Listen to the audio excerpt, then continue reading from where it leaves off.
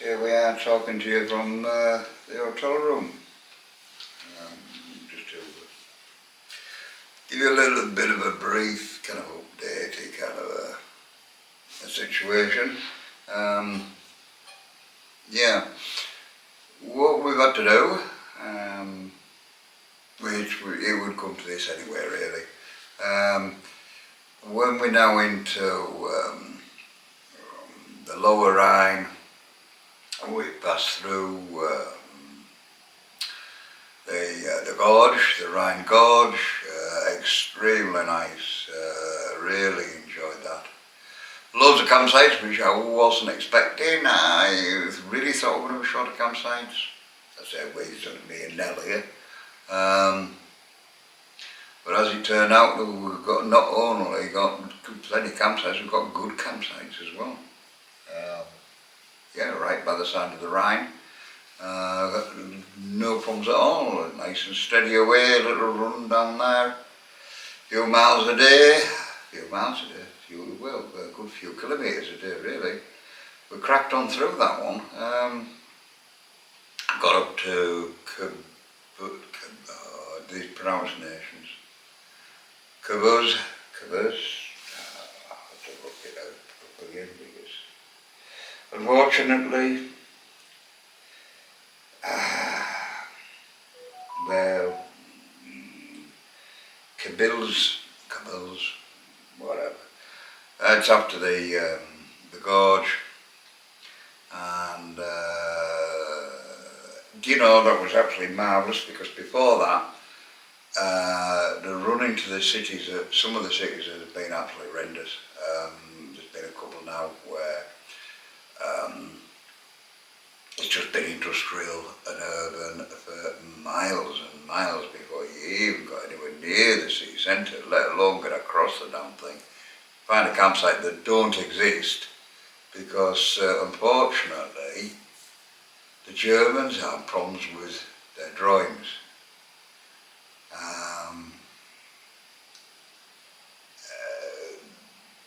They mark campsites with teepees, but what they really mean is it should be a brick with wheels on.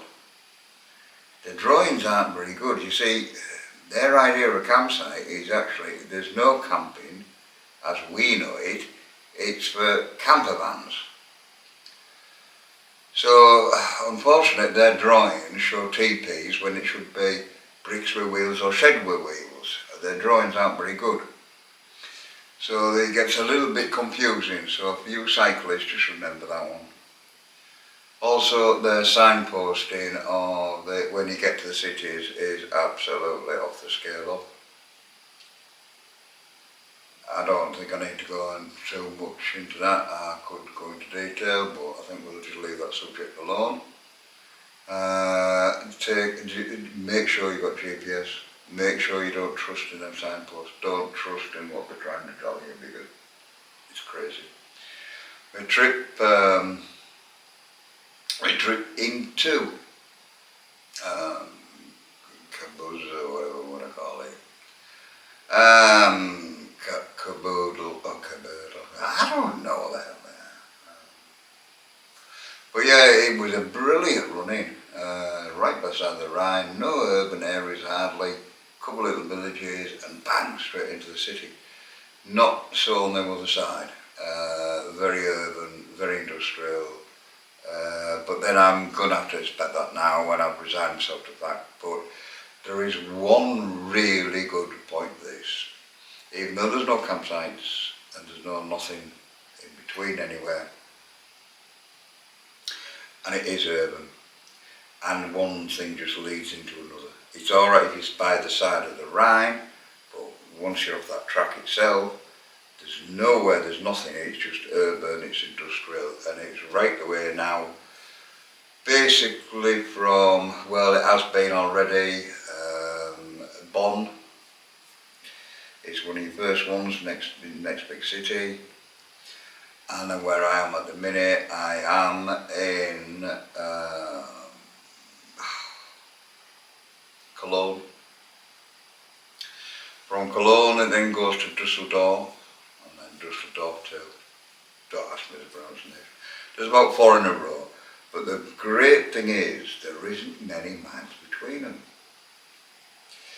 So although it's either hostels or hotels, now cyclists keep this in mind, even though it's going to be hostels or hotels, there's no chance of campsites, just forget that idea.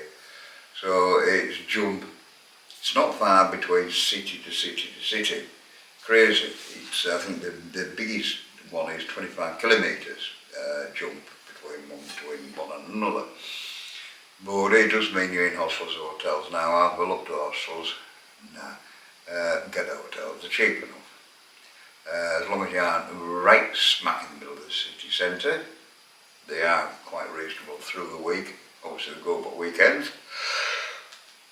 So that's the game plan at the minute until I cross this industrial area which spreads right, I say, like there's 4 cities all bang, bang, bang, bang, bang.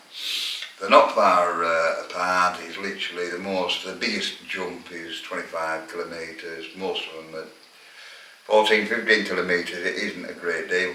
So it's going to be a case of also not bothering so much with the actual track.